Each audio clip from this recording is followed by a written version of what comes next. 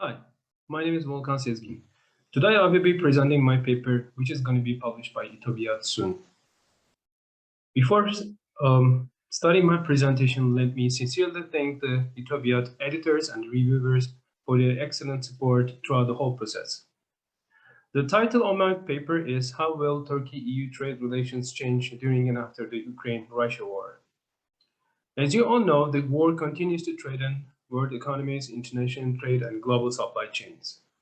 In this respect, our research aims to compare Ukraine-EU and EU-Turkey trade relations in order to find out whether Turkey's exports can replace Ukrainian imports in the EU market during or after the conflict, and whether this will have a positive impact on the modernization efforts of the EU-Turkey Customs Union Agreement.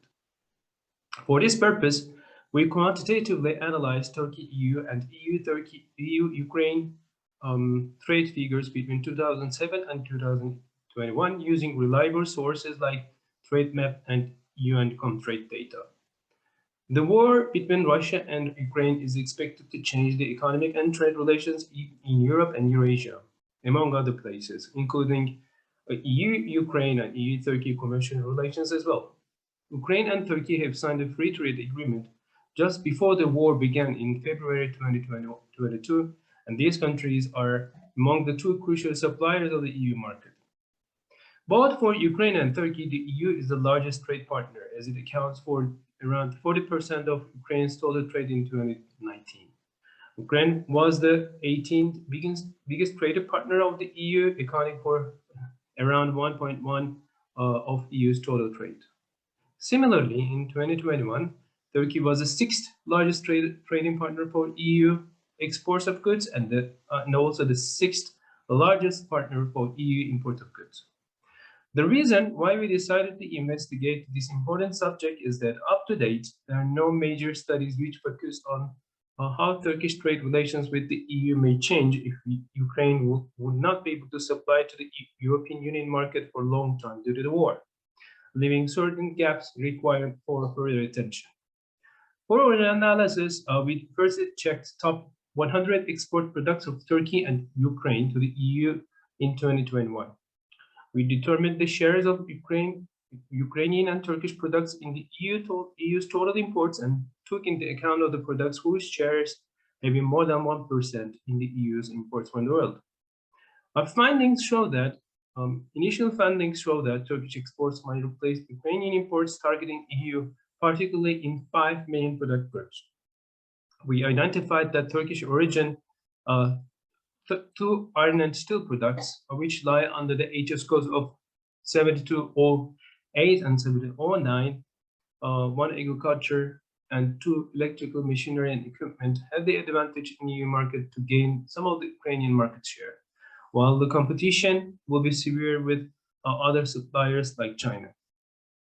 As noted, it's important to underline that Turkey would have important competitors, particularly when supplying electrical water heaters and insulated wires and cables to the EU market. For instance, according to UN.com trade data, EU imported nearly 64% of insulated cables and 22% of electrical water heaters from China, which made China to lead the list of biggest importers for the goods by the EU so far.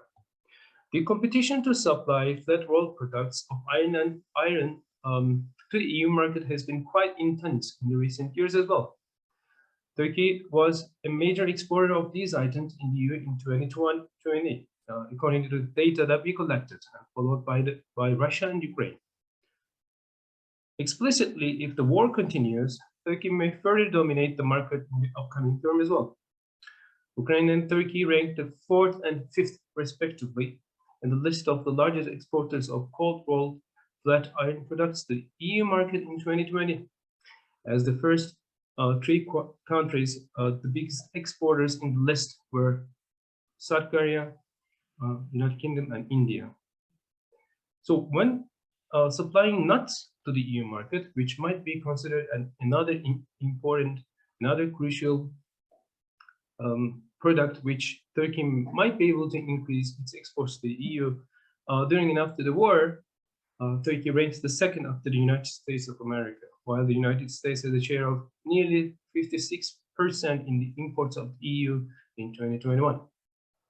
On Turkey's side, it appears that the major gainers from the war can be Turkish iron and steel sector, machinery suppliers, if the war will last longer than expected.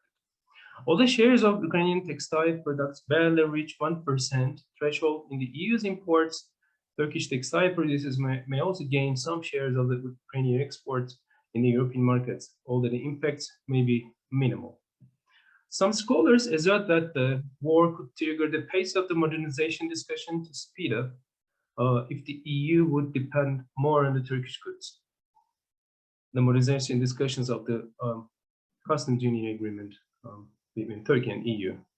And especially in agriculture, textile, machinery, and iron and steel products to replace Ukrainian products in EU markets, and the EU will feel the need to turn to Turkish items to meet the domestic demand.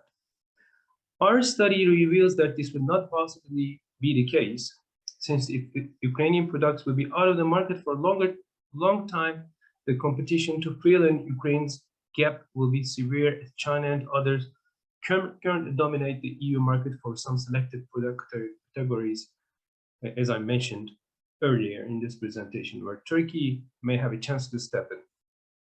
Nonetheless, to state, the final competition will depend on the final price offered, the quality of the goods, the needs of the customers in the EU region, and the market structure of the EU following the war. We are of the view that the future research might focus on doing a more detailed product level analysis for Turkey, which might be, on the HS coding level of 8 to 12, particularly for agriculture, iron and steel, textile, and machinery industries. One limitation of our research might be the strong focus on Turkish case only. We also think that future research might focus on doing a similar country level trade analysis, and the results of these studies can be compared with our results.